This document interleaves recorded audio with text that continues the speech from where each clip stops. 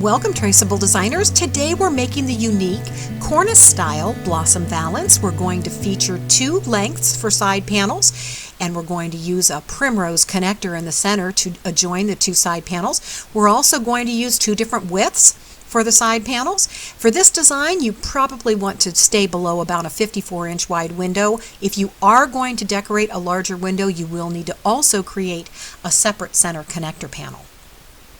To create this valance, you will need the swag style design form from your blossom and scarf valance kit and your Primrose style form.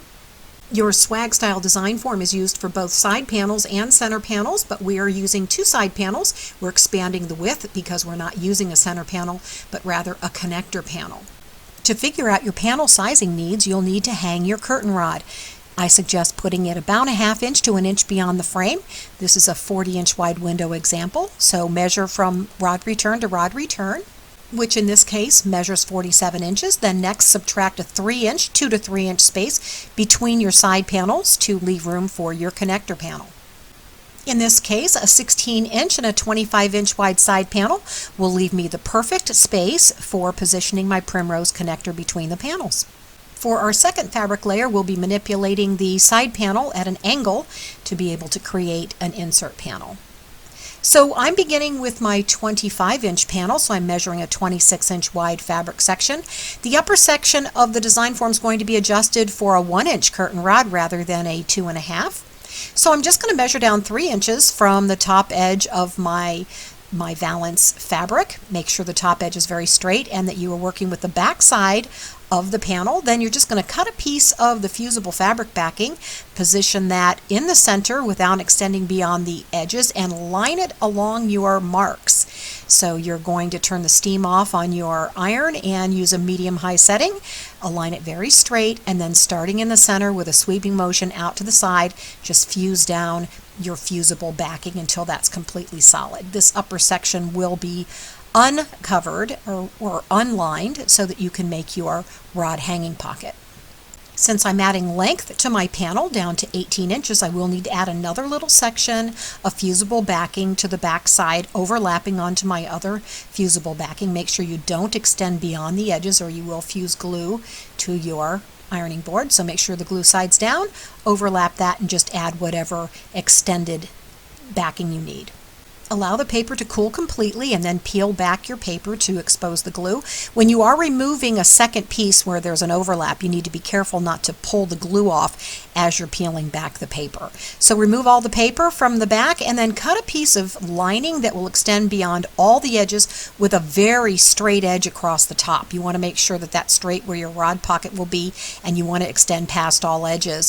So line that up and carefully sweep out toward the sides, making sure it's nice and straight until you've completely fused your lining in place. You'll be able to see the glue sort of popping through the lining on the back, so you know that that's nice and secure. So just keep sweeping out toward the sides until you get that completely adhered.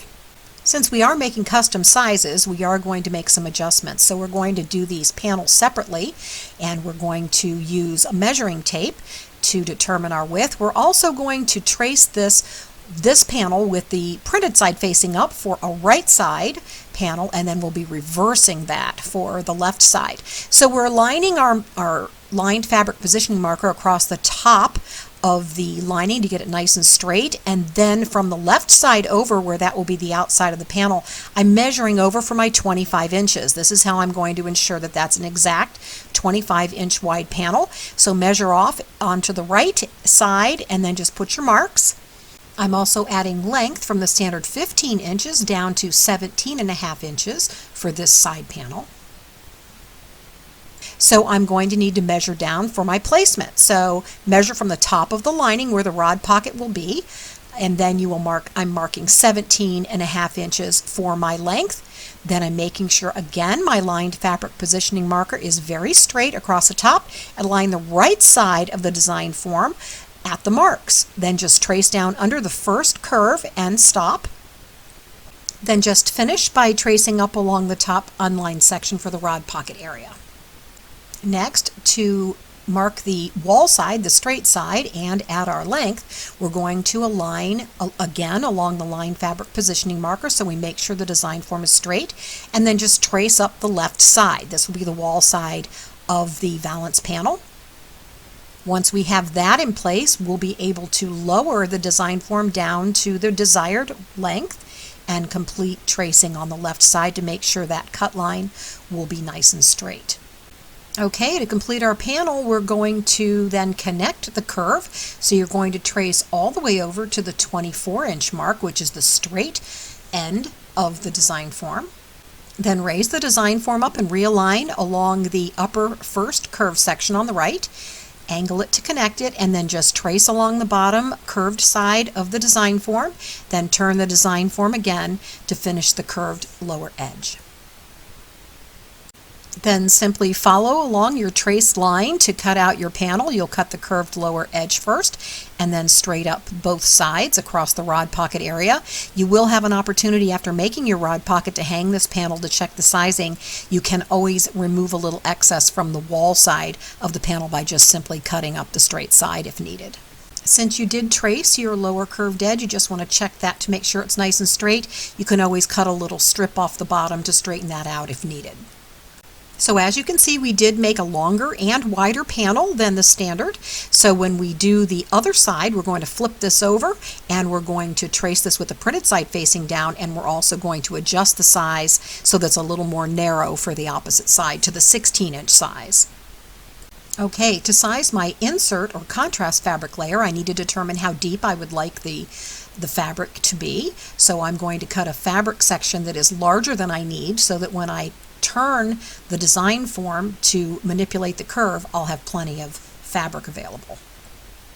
Cut a piece of fusible backing and attach it to the back side of the fabric without extending onto the ironing board.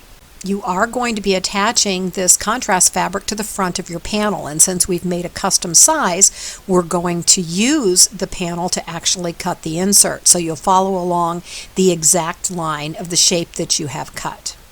To create your insert panel, you're going to put the paper side of the insert fabric facing up and then put the front of your panel facing down. Get that in position, and then we're going to trace around the edge, and then we'll turn the panel to create the custom insert shape. Once your panel is in place, make sure you press down so you can get a nice trace around the curved edges. So just follow along the first curved section and then continue down your panel and across the bottom. When you get to the bottom, simply slide it over to the left and finish tracing the lower edge. Use a measuring tape to determine the depth of your insert panel, and then you're going to raise your panel up above the traced line and then begin on the curved side and trace, and then you've got it at a nice angle. Make sure you like the angle before you begin. And then just trace along the bottom of the panel to create a nice swoop so it'll be a nice design on your insert. Then just follow your traced line to cut out your entire insert piece. Then just position it over top of your panel to make sure that you like the shape before you remove the paper. To protect your ironing board, just slip the paper that you've removed from the back with the shiny side facing up so that you won't get glue on your ironing board. Then carefully iron to fuse the second contrast layer across your panel. Make sure that you don't extend onto the ironing board. You need a little edge along the bottom, and then just fuse that in place. When you get over to the straight side, fuse that down, then you're just going to flip the panel over and cut that excess off along the straight edge. Then just run your iron along the insert piece to make sure it's fully secured, and then we'll move on to making the rod hanging pocket. To make your rod pocket, simply fold the fabric section over to meet the top edge of the lining and then just iron that to flatten it out. Then you're going to put a piece of fusible backing across the entire exposed fabric on the top area without overlapping onto your lining, and then just fuse that in place. Once that has completely cooled, then you're going to peel the paper off to expose the glue, and then carefully fold your pocket over on top of the lining and fuse that down. Take your time with this process to make sure you fuse completely through all the layers, and then you'll be able to slip your rod right through that rod pocket to hang. So now that we've completed our right side panel, we're going to be adding trim, but we're going to wait to do that until we've checked our sizing. If we have to remove some excess from the edge, we can. To do the left side, we have to reverse the design form, and we're going to need to line this up properly. So prepare your fabric the same way you did for your right side panel by making the broad pocket markings, adding the backing, adding the lining, and then I'm going to actually use the sizing line of the design form to make a 16-inch wide panel, and I'm going to make it the standard length of 15 inches. I'm going to use the right side factory line on this fabric to align my design form, but you may have to measure that to check it if you don't have that available. So I'm lining up the 16-inch mark, so that's nice and straight. I'm making sure that my lined fabric positioning marker is across the top of the lining, and then I'm going to start on the left side of the design form and trace around over to the right side. And then of course you will need to trace a straight line on your wall side, and then just follow the traced line to cut out your second side panel. Follow the same steps to create your insert panel for your left side, and of course you're doing everything in reverse, so you'll be tracing the lower edge from the left to the right this time of your side panel. Once both side panels are complete, we'll move on to making our Primrose connector panel. You will need to cut out your base for your Primrose style form, the base and the insert petals, and then you'll select your fabric. I'm using a solid gray, and then I'm going to use the plaid fabric from my insert panels to create my Primrose petals. So size your base fabric and then add the fusible backing, and then once you have removed the fusible backing, save that so you can protect your iron when adding trim. Then cover the entire back section with lining. You want to make sure it extends beyond all of the edges so that you've covered all the glue. Then just securely fuse down the lining to the back of your base Primrose. Then fold that in half with the lining side facing out. Position your Primrose style form over the folded fabric edge, and then simply trace around the style form to create your connector. Then starting on the folded fabric side, just carefully cut around your Primrose, follow the traced line until you've cut out that base section. To create my Primrose connector, I'm going to use a contrast fabric that matches the contrast fabric on the base panels. Of course, you need to prepare your fabric with the backing on the back without lining, and I'm just going to use the excess from the contrast fabric on my side panels, but I need it to stand out. I don't want it to blend in, so I'm going to turn my fabric to the side and twist it so that all of the lines of my plaid are in different directions, so that will cause the petals to separate or have a separated look. So you simply position the style form insert petal on the folded fabric edge of your prepared fabric. Again, just fusible backing on the back, no lining. And then just trace all four. I'm going to trace 4 petals, and then I'm going to position them on top of my Primrose base, and I'm going to fuse those in place. And finally, for my flower center, I'm using the lined excess fabric from my side panels. I'm just going to put a piece of fusible backing on top so that I can trace that around and cut that out. That'll be nice and thick, and it will cover over the edges of the adjoined flower petals. So just remove the paper from your petals and position them in place all the way around your Primrose, and then we won't add that center piece until we've added our edge trim, so we can cover the cut edges of the trim. Okay, let's move on to our edge trim. I'm using an outer trim and an inner trim. I'm using a trim that's contrasting over top of my contrasting fabric. I'm going to use tube glue because you don't want to attach the trim on the center area using heat. It can cause your fabric to buckle. You can also use a glue gun, whatever you're comfortable with. So you'll extend your trim just about a ½ inch beyond your outer left edge, and then just follow with a thin line of glue along the top edge of the contrast fabric. Let that get a little tacky, let it sit for about 30 seconds before you press on your trim. Then just follow the curve, holding the trim in place until it dries a little bit so that you have nice pronounced curves. This is very important to the professional look of your Valance panel. So just move in sections, pressing it down, let that get nice and secure. You can see that we've extended the trim a little past the edge. You will cut that off before you add your outer edge trim. So as it dries, it will start to hold in place. So just continue along until you get to the right side or the straight side, and then you're just going to snip that edge trim, the excess off, and then we'll add the trim around the outer edge of the valance panel.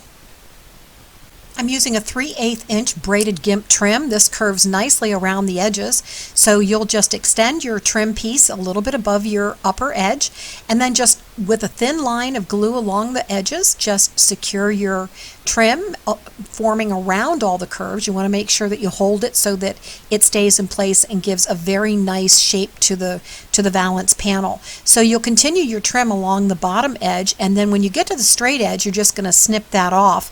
Then we'll cut a separate piece to go along the wall edge, securing the top and bottom edges behind the panel.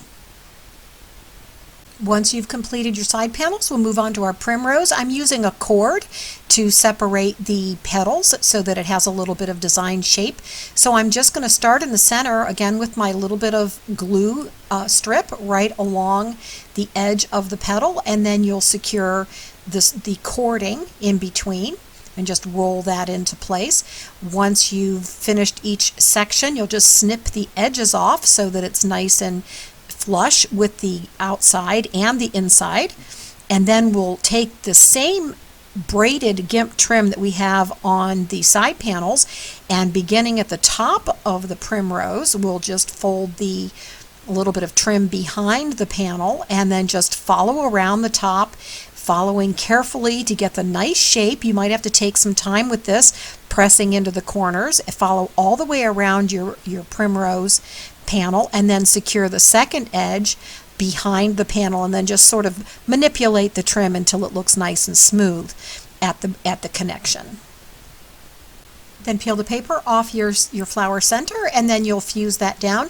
You want to be careful with your iron when you're doing this. You don't want to overheat, so you'll just use the iron and just press, or you can cover it with a spare piece of lining to get that secured in place. So make sure that's nice and fused tight, and then you'll take your glue and just circle around the center of the flower, and then attach your gimp trim around that as well.